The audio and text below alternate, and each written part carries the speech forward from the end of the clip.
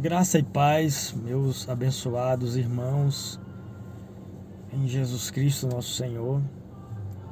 O assunto sobre obediência, ele é um assunto de grande importância, né? Autoridades religiosas, elas, elas se cauterizam, né?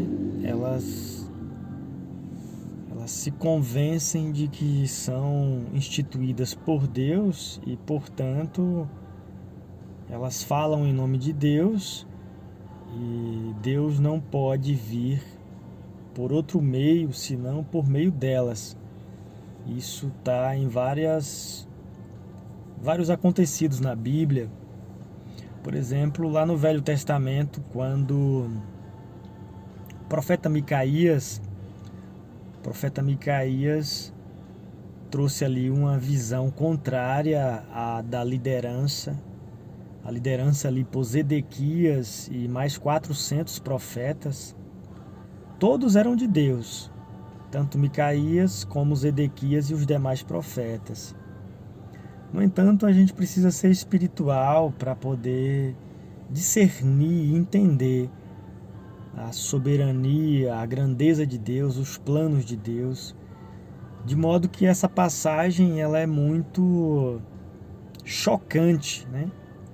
Aonde os profetas de Deus estavam falando por um espírito de mentira, para que as profecias ditas por Elias se cumprissem e então Acabe e Jezabel morressem ali. Isso é um quadro perfeito dos dias atuais, aonde os profetas de Deus não são profetas do diabo, são profetas de Deus. Esses profetas de Deus também recebem o mesmo espírito de mentira, porque o coração desses homens se tornaram como o de Balaão. E então o mundo inteiro, na visão religiosa, eles acreditam que precisa conquistar o mundo. Jesus Cristo disse para pregar o evangelho a toda criatura, mas de modo algum Jesus Cristo disse que o mundo iria aceitá-lo. Ao contrário, o mundo seria odiado, porque a palavra da verdade, por mais que anunciemos a todos, a fé não é de todos.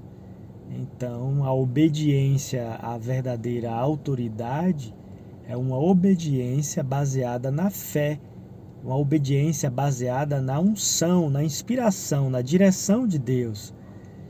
E um dos textos interessantes é quando Pedro se recusa a obedecer às autoridades eclesiásticas, porque ele estava na unção, no Espírito, entendendo que obedecer ao concílio de homens seria desobedecer ao Espírito Santo. E isso tem total relevância para renunciarmos os cargos religiosos e termos a coragem de Pedro, a ousadia de se opor às autoridades religiosas. E isso não desarmoniza e nem contraria a Bíblia. Pelo contrário, isso estabelece a verdade. Isso é necessário. Importa obedecer a Deus e não aos homens. Quando a nossa obediência aos homens implica em desobedecer a Deus, então nós desobedecemos aos homens. É um assunto que pode se tornar até abrangente, mas resumindo aqui, tentando tocar em pontos mais relevantes, uma grande verdade é que Efésios 4:11, assim como Atos 20:28, nos mostra que a autoridade pastoral, o bispado, é constituído pelo Espírito Santo. Não é pela Igreja Católica ou pela Igreja Protestante ou por denominação alguma. Não é a vontade humana, não é da parte dos homens, mas é o próprio Espírito Santo quem constitui os bispos, os pastores, os pregadores. E uma vez que o Espírito Santo constitui, Em Efésios 4:11, isso se mostra como dons e não como cargos. Quando isso passa a ser cargos, então isso já não é mais do Espírito Santo. O Espírito Santo não estabeleceu cargos. Os cargos já estão na corrupção da denominação, da institucionalização da igreja. A igreja se torna uma instituição e, ao se tornar uma instituição, eles também começam a transformar os dons em cargos, de modo que é um governo, uma liderança totalmente do homem. A gente pode ir até onde o Espírito vai, até onde não ofende o Espírito. A gente pode ir para um templo físico, a gente pode ter cultos programados, a gente pode ter um CNPJ, todas essas coisas são importantes. Mas quando a liderança local está tão somente subordinada a uma hierarquia eclesiástica, então isso é só o homem. Quando o Espírito de Deus não está em operação, nós não podemos ser covardes e obedientes aos homens. O Espírito de Deus vai ministrar a palavra de Deus. O mesmo Paulo vai falar em Hebreus capítulo de número 13, se não me engano agora, 13:7. Ele vai dizer para estarmos sujeitos aos pastores que falam a palavra de Deus, a fé dos quais imitai. Então, um verdadeiro pastor, um verdadeiro ministro é o que transmite a palavra. Não exerce autoridade sobre o rebanho, porque o rebanho não lhes pertence, o rebanho é de Cristo. A verdadeira autoridade é Cristo. Eles são exemplos, são servos. A grande essência do pregador é exatamente essa, como Paulo não cobrava salário. Só essa parte aqui já derruba a maioria dos pastores que são assalariados.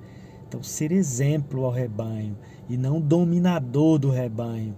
Manifestar o Filho de Deus e não substituir o Filho de Deus, que é o que eles fazem. Com a mentalidade humana, eles substituem, são vigários, ocupando o lugar do Filho de Deus. Tudo com a mesma imagem do Filho da perdição, assentados como Deus na igreja de Deus.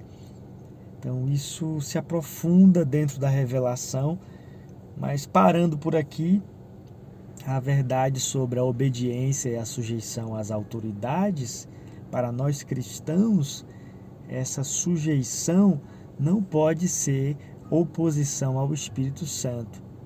Se o Espírito Santo está em questão, nós então ouvimos o Espírito.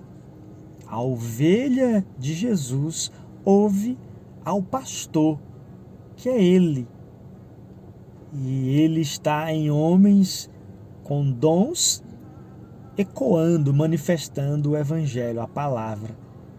Se esses homens são somente instituídos por outros homens com cargos, a palavra não vai estar ali sendo falada, e o que vai estar sendo ali falado são ordenanças humanas, as quais, pelo próprio Espírito, nós recusamos e conflitamos. Finalizando aqui, podemos lembrar bem de Martinho Lutero, por exemplo, aonde declarou somente as Escrituras, somente a fé, somente a graça. Então Lutero foi um grande exemplo de oposição à grande Igreja Católica daquela época. Assim, nós precisamos sempre nos manter na oposição a todos aqueles que se levantam contra a palavra, porque a autoridade de verdade é Cristo. Todo o poder no céu e na terra está nas mãos de Cristo, e Cristo é a palavra, é o Evangelho vivo.